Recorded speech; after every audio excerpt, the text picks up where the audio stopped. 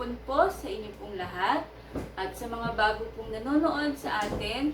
Welcome po sa online ministry po ng Christ the Healer International Church, ang Hope from the Word. So muli sa hapon pong ito, sama-sama po tayong makinig ng salita po ng ating pong Panginoon. So bago po ako magsimula, tayo pong lahat ay manalangin. Panginoong Hesus, salamat po, O Lord God, sa hapon na ito. Salamat po muli sa pribilehiyo na pinagkaloob niyo sa bawat sa amin na makinig, na mag-aral ng iyong salita, O Lord God. Lord, we pray sa lahat po ng mga nakikinig o nanonood, O Lord God, sa hapon na ito. Patuloy niyo po silang ingatan, patuloy niyo po silang gabayan, O Lord God. And we pray na patuloy po kami matuto at patuloy pong maging strong, O Lord God, ang pananampalataya po namin sa inyo. Kayo po, O Lord God, ay sumama sa bawat isa at patuloy kang maitaas, O Lord God, sa aming buhay. Maraming po salamat, Panginoong Hesus, sa lahat ng kabutihan mo, sa lahat ng pagmamahal mo sa amin, O Lord. Salamat po muli. Ito po ang aming dalangin sa pangalan niyo lamang, Hesus. Amen. Amen. So, sa panahon po natin ngayon, nakakaranas po tayo ng matinding krisis. So, alam naman po natin, yung kinakaharap po natin ngayon is yung coronavirus disease o yung tinatawag na COVID-19. So, simula po na nagkaroon ng COVID-19 sa buong mundo na po ang nakakaranas nito, ay nakita po natin o naririnig po natin yung mga iba't ibang terminologies na nag-arise. Tulad na lang po yung salitang COVID, di ba? So before po hindi naman po natin naririnig ang word na COVID. Pero ngayon po is halos oras-oras yata is naririnig na natin ito sa mga balita. So yung COVID-19, alam na po natin ito, it's the coronavirus disease. Pero sabi ko nga po kanina, marami pa rin pong mga nag-arise na mga salita. Ano po itong mga ito? Like po ng frontliners, ng social distancing, mass testing, rapid testing, flatten the curve, ano pa po ba? Lockdown, enhanced community quarantine, or the general community quarantine. So, ang dami po, di ba, na mga words na nag-arise na halos sa panahon natin ngayon is lagi na po nating naririnig. Pero gusto ko po sanang magkaroon din po tayo ng bagong maririnig sa oras na ito. At ito po yung title po ng aking message ngayon. Ito po ay pinamagatan kong GODVID. So, alam kong bago po sa pandinig natin ang word na GODVID. So, kung meron pong COVID, meron din po tayong GODVID. So, pag-aralan po natin, ano po ba itong GODVID na to? The word vid, it came from the Latin words which means see or yung nakikita. And the word GODVID is about seeing God in all things. And it's about the knowledge of God, and it is not the knowledge of man. And it's also about it's about trusting God wholeheartedly and completely. So, samahan niyo po ako sa hapong na ito sa pag-uusapan po natin ngayon. At ito po yung paano po natin makikita ang Diyos sa mga ganitong sitwasyon ng buhay natin. Paano po natin makikita ang Diyos kapag po tayo ay nasa krisis or nasa ganitong pagkakataon or pag tayo po ay nagkakaroon ng matinding problema sa ating buhay. Paano po ba natin nakikita ang Diyos? So, yan po ang pag-aaralan po natin. So, ito pong babasahin kong Bible verse na ito ay alam po ito po ay very familiar po sa ating lahat. Yung iba po is a favorite verse nila sa Bible. At iba naman po sinasabi na ito po yung very common na verse sa Bible, pero napaka-encouraging. Amen. So, buksan po natin ang mga Bible natin kung meron po tayong Bible sa Proverbs 3, 5-6. So, ang alam ko po ay iba po sa inyo ay kabisado na to. Sabi po dito, trust in the Lord with all your heart and lean not on your own understanding. In all your ways, acknowledge Him, and He will make your path straight. So, nung simula po nung nagkaroon ng COVID-19, isa po sa natutunan po talaga natin ngayon is yung magtiwala po sa ating pong Panginoon. Marami po ang hindi natin talaga alam itong virus na ito. Hindi talaga tayo familiar sa virus na ito. And ang dami pong mga questions din na nag-arise sa isip-isipan natin dahil dito sa sitwasyon natin. Kagaya po ng bakit ba nagkaroon talaga ng COVID-19? Saan po ba talaga nanggaling ang COVID-19? And bakit po ba may mga asymptomatic? And bakit po ba may mga symptomatic? So, kailan po kaya makaka-recover yung mga may cases ng COVID? And higit po sa lahat, ito po yung tanong na talagang hindi po natin alam kung ano po talaga yung kasagutan. Kailan po ba mawawala ang COVID-19? Kailan po ba tayo babalik sa normal nating pamumuhay? So, wala pong makakasagot ng mga bagay na yon. Pero, lagi po natin tatandaan na kahit hindi po natin alam yung kasagutan dun po sa ating pong mga katanungan, lagi po natin tatandaan na nandito po ang Panginoon. Sa kabila po ng mga nangyayari sa atin ngayon, ay present po ang Diyos sa atin. Amen. Lagi pong nandyan ang Panginoon because He is holy, He is powerful, and He can be trusted. So, ngayon po, gusto ko pong mag-focus tayo dun po sa pagtitiwala sa ating pong Panginoong Yesus. Alam niyo, napakarami pong mga Bible stories sa Bible na about trust God. Amen. So, marami po tayong napakarami po na iba't ibang mga stories sa Bible tungkol sa pagtitiwala po sa ating pong Panginoon at sa pananampalataya po sa ating pong Panginoon. But gusto ko pong mag-focus tayo dito sa verse na ito at sa mga verses po na ibibigay ko ngayon sa inyo. Marami po akong ibabatong mga verses sa inyo ngayon. So, pwede niyo po kayong magsulat para po maalala po natin itong mga verses na ito. Alam niyo po, yung Bible, kapag po, when you hold the Bible in your hand, kunyari po nandito po ang Bible sa aking kamay, para you hold the wisdom of God through all ages. Amen. Through the ages. And you are able to hear the word from Him simply by opening yung po mga pahina ng Biblia. Kasi po, kung tayo po ay nagbabasa ng salita ng Panginoon, at kung tayo po ay merong Biblia, so parang rin pong nasa atin na yung wisdom na nanggagaling po sa ating pong Panginoon. So, napaka-isang pribilehiyo po napakagandang privilege po na tayo po ay may kaalaman sa salita po ng Panginoon. Kasi pag tayo po ay may alam sa salita po ng Panginoon, ay hindi po mawawala yung pananampalataya po natin sa Kanya. At hindi po mawawala yung pagtitiwala po natin sa ating po Panginoong Yesus. Even though nakaka-experience tayo ng mga difficult moments sa ating pong buhay, lagi pa rin nating ma-feel yung pagtitiwala natin sa Diyos dahil marami po tayong pinanghahawakan na salita po niya.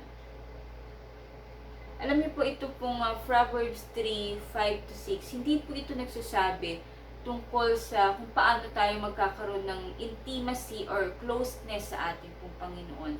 Kundi sinasabi po nito na yung feeling natin na paano tayo magkakaroon ng pagtitiwala sa Panginoon na hindi po tayo nagre-rely sa sarili nating kakayahanan, kundi nagre-rely po tayo sa karunungan na nanggagaling po sa ating pong Panginoong Yesus. Amen po ba? So alam niyo po, alam po ng Diyos yung mga hard times. Alam po ng Diyos yung mga dinadala po natin sa buhay. alam po ng Diyos yung nararanasan po nating sitwasyon ngayon. At ang Diyos po, kahit naiintindihan niya po yung sitwasyon natin, naiintindihan niya po kung tayo po ay natatakot, naiintindihan niya po kung tayo po ay may mga kakulangan. So, naiintindihan po ng Diyos lahat yan. But the good things is, kahit po sa kabila po ng mga pangyayaring ito, nananatili po ang Diyos sa ating pong lahat. Nananatili po ang Diyos na kasama po natin sa lahat ng mga dinaranas po natin. At gusto pong ma-figure out ng Panginoon na kasama natin siya sa araw-araw na pamumuhay po natin. Especially sa ganitong klaseng tinding hamon ng ating buhay. Hamon ng buong mundo. So gusto pong ipaalam ng Diyos sa ating pong lahat na nandito siya at ang presensya niya po ay nasa atin lang po. Amen. So, looking through the scriptures, so, meron pong, there are several expressions of faith that teach us why we can trust God. So, meron po ako mga i-share sa inyo mga ilang bagay. Bakit po ba talaga tayo kailangan magtiwala sa Diyos? Kaano po ba kahalaga na magtiwala tayo sa ating pong Panginoong Jesus? So, una po, trust God because nothing is too hard for Him. Sabi po sa Jeremiah 32:17, ito po yung sinabi ni Jeremiah sa Panginoon. Sabi niya po, O sovereign Lord, You made the heavens and earth by Your strong hand and powerful arm. Nothing is too hard for You. Then sumagot po ang Panginoon kay Jeremiah. Ito po ang sinabi ng Panginoon. I am the Lord, the God of all the peoples of the world. Is anything too hard for me? So, yun po yung sinabi ng Panginoon kay Jeremiah. So, meron po akong list of assembled words dito. Assembled a list of works of the Lord. So, sama-sama po nating basahin ito. So, ito po ay mula sa pinagsama-sama na New Testament hanggang sa Old Testament. So, sabi po dito, He created the universe out of nothing. He turned Lot's wife into a pillar of salt. He split the Red Sea. He brought bread from the sky and water from a rock. He slew 185,000 Assyrian soldiers to save His people. He caused ravens to bring His prophets food. He made the jar of meal and the cruse of oil keep on giving till the famine was over. He shut the lion's mouth to protect Daniel. He caused a virgin to conceive a child. He cleansed lepers. He healed the lame. He gave sight to the blind and hearing to the deaf. He fed 5,000 with few loaves and fish. He raised Lazarus from the dead. He caused Peter to find coins in a fish mouth. So, based po doon sa mga binasa po natin na mga nakita niyo po sa screen, sa tingin niyo po ba is meron pa po bang mahirap pa sa ating pong Panginoon? Based po doon sa mga ginawa niya from the Old Testament people, Old Testament characters hanggang sa New Testament characters, so meron pa po bang mahirap sa Panginoon? Amen? So I think wala na po. Kasi pinakita po doon kung gaano po ka-powerful ang Diyos. Pinakita po doon yung mga kayang gawin ng ating pong Panginoon. Amen po?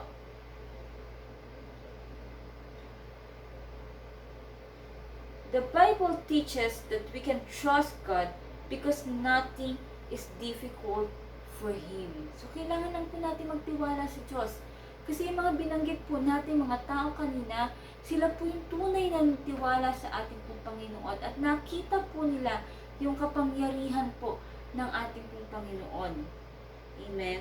So, pangalawa po, trust God because He is your shepherd. Ang shepherd po, siya po yung in charge do sa mga flock or sa mga sheep.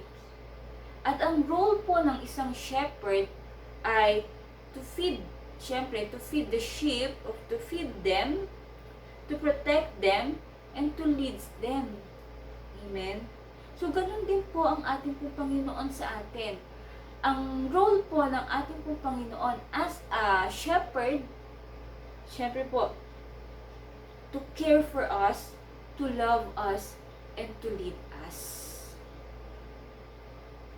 So, ito po isang very ganda pong passage sa Bible na dapat po ito memorize po nating lahat. So, challenge ko po kayo na i-memorize po itong passage po ng Psalms 23.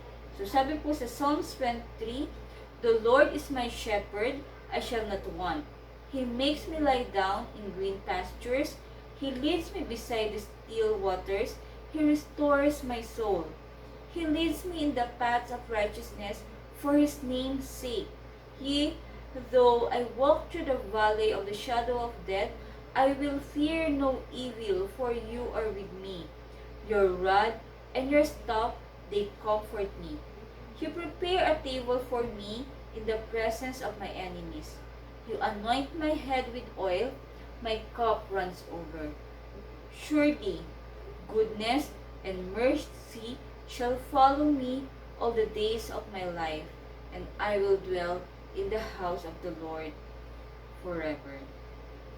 Alam niyo po itong pong passage na to sa Bible ay it's remind us to put our trust, and faith to our God, na siya pong nagkakalinga, na siya pong nagmamahal, at siya pong nagtuturo po sa atin. Amen. So, alam niyo po, ang isa pong shepherd, kapag siya po ay nawala, ang kanya pong mga flocks or ang kanya pong mga sheep ay mako-confuse. Sila po ay maliligaw. Amen. So, sabi po sa Matthew 9:36, "When He saw the crowds, He had compassion on them because they were confused and helpless like sheep without a shepherd." Amen. So, yun po ang ang character ng mga sheep. Kapag wala po ang kanilang pastol, nagkakagulo na po sila. Hindi na po nila alam kung ano po yung gagawin po nila. So, as our shepherd, Jesus gave His life for our protection. Amen. Ang ating pong shepherd, alam na po natin lahat na si Jesus po ay ang ating pong dakilang pastol. Alam niyo po, He knows our strength. He knows our weaknesses. Alam niya po kapag tayo po ay nasasaktan. At alam niya po kung tayo po ay may mga pangangailangan. Amen. So, dahil po, sabi nga po sa John 10:14, "I am the good shepherd. I know my own sheep, and they know me." Amen. So, bilang mga flocks po ng ating pong pastol, ng ating pong Panginoong Jesus, dapat po kilala rin po natin siya. Dapat po kilala po natin ang ating shepherd. Alam po natin ang boses ng ating pong shepherd. Meron po ako ipapakita na isang inspirational video. It's about the sheep and the shepherd. So, panoorin niyo po ito.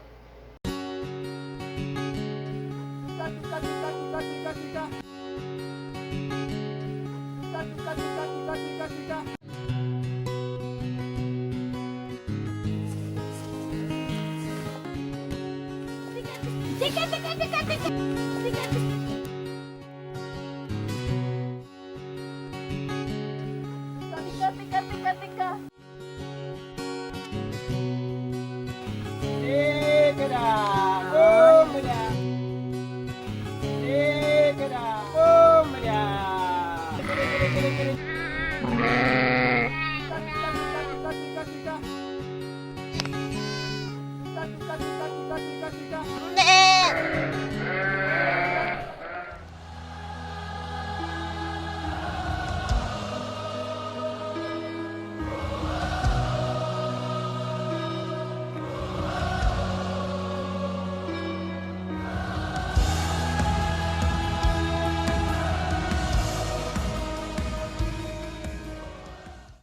So, nakita po natin sa video na kahit sino po yung tumawag dun sa mga tupa, ay hindi po gumagalaw, hindi po nagre-response yung mga tupa. Pero nung tumawag na po sa kanila is yung shepherd nila o yung sa kanilang sariling pastol, nakita po natin na unti-unti po silang nag-response at sila po ay sumunod dun sa kanilang pastol. Kasi po, bakit po? Na-recognize po nila ang boses po ng kanilang pastol. At yun po yung basihan na kilalang-kilala po nila yung taga-alaga po nila or yung nag-aalaga po sa kanila. So, ganun din po tayo. Kung kilala po natin ang ating pastol, yung buong buhay po natin, buong lakas po natin, ay ibibigay po natin sa Kanya. At tayo po ay magtitiwala at susunod sa Kanya.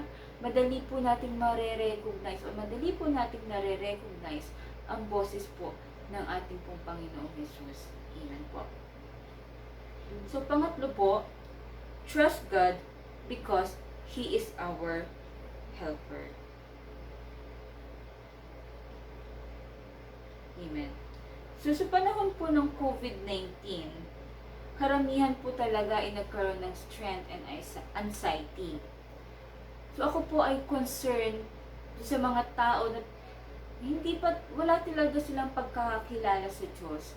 So, hindi ko po maisip kung paano po nila kinakaya yung ganitong sitwasyon. So, maybe nga po yung iba talaga is namumuhay pa rin sa takot hanggang ngayon. So, iba po ay nagkakaroon ng anxiety, di ba? So, dahil wala po silang tinatakbuhan at wala po silang kinakapitan. So, dapat po, but we are blessed po kasi tayo po nakakakilala sa ating Panginoon. Napakadali po sa atin na mawala yung takot natin dahil alam po natin lahat na ang Diyos ay ang ating pong helper. Siya po ay yung tutulong sa atin sa lahat ng pangangailangan po natin. Siya po ang tutulong sa atin para mawala po yung takot na nararamdaman po natin. Amen? So, lahat po ng pag-aalala niyan. So, kaya po, napakahalaga po ng pagkakilala at pagtanggap sa ating pong Panginoong Jesus. Amen. So, samahan niyo rin po akong basahin ang Psalms 5:8. Sabi po dito, the Lord Himself watches over you. The Lord stand beside you as your protective shade. The sun will not harm you by day, nor the moon at night. The Lord keeps you from all harm and watches over you. The Lord keeps watch over you as you come and go, both now and forever. So, grabe po yung passage na ito. Nang sinasabi po dito na ang Panginoon po ay hindi po siya nag-off duty. Na ang office po ng ating pong Panginoon hindi po nagsasara. Lagi po siyang open. Lagi pong nakamasid ang ating pong Panginoon sa ating pong lahat. So, alam po ng Diyos yung nangyayaring sitwasyon. Hindi po siya natutulog. So, alam po ng Diyos kung ano yung dapat niyang gawin sa ating pong mga anak niya. So, lagi, sabi nga po sa passage kanina, lagi po siyang nakamasid sa atin. Lagi niya po tayong tinitignan. Both now and forever. Ganun po ka-loving and caring ang ating pong Panginoon. Ang pagmamahal, ang pag-aalaga at pag-aaruga po ng ating Panginoon is now and forever. Ang matindi po, ano?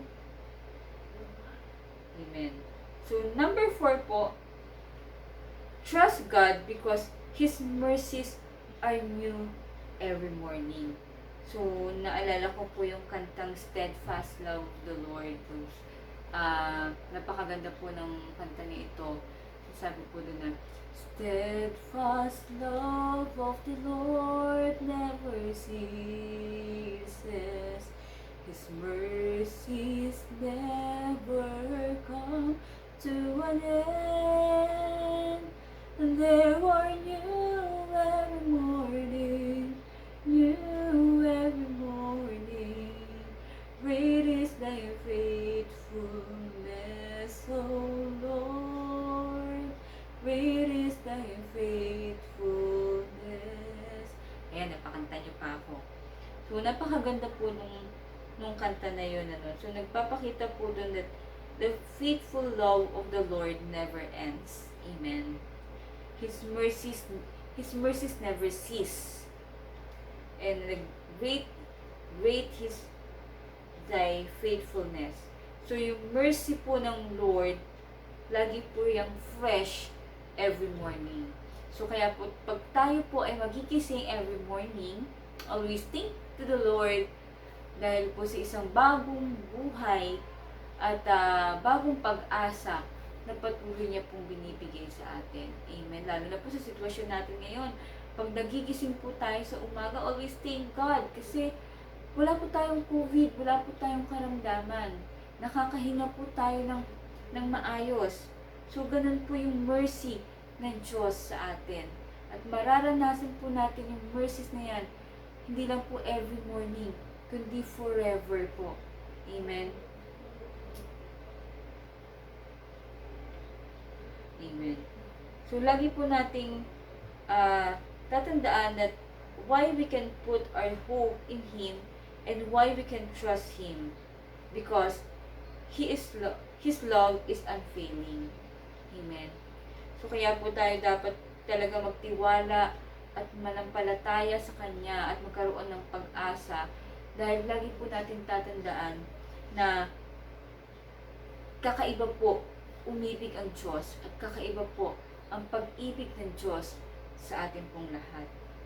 Amen. So, panglima po, trust God because He makes you strong. Kaya po tayo nandito ngayon dahil po tayo ay patuloy na pinalalakas, pinagtatapang ng ating pong Panginoong Hesus. Ang strength po natin ay hindi po galing sa sarili nating kakayanan. Hindi po yan galing sa atin. Yung kalakasan po natin ay galing po yan sa ating pong Panginoon. Kaya po dapat, dahil po sa pagiging strong po natin, dapat ibalik lang po natin sa Panginoon yung pag-ibig at yung paglilingkod po sa Kanya. So, nakakatuwa po kasi hindi naman po tayo laging dumaranas ng spiritual battle sa buhay po natin. Pero, kapag dumadating po tayo sa mga spiritual battles na yan, nakikita po natin na kung gaano po tayo ka-strength, kung gaano po tayo katapang, dahil nasusolusyonan po natin or napagtatagumpayan po natin ito pong mga nangyayaring mga difficulties or mga sitwasyon na ganito po sa ating pong buhay. Amen po. So, kaya po, lagi po natin tatandaan na makikita lang po natin yung kapangyarihan po ng ating pong Panginoon.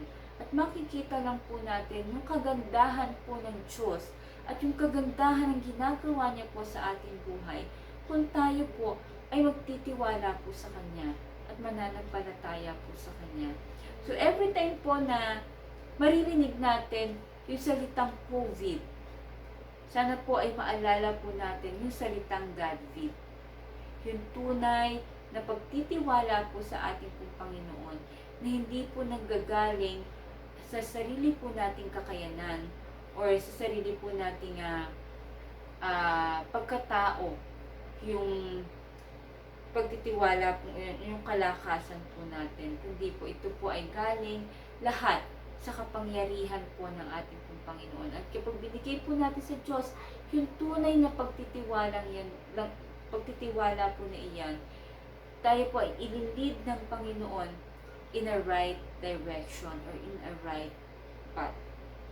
Kaya always trust God in all your ways, especially in our daily situation.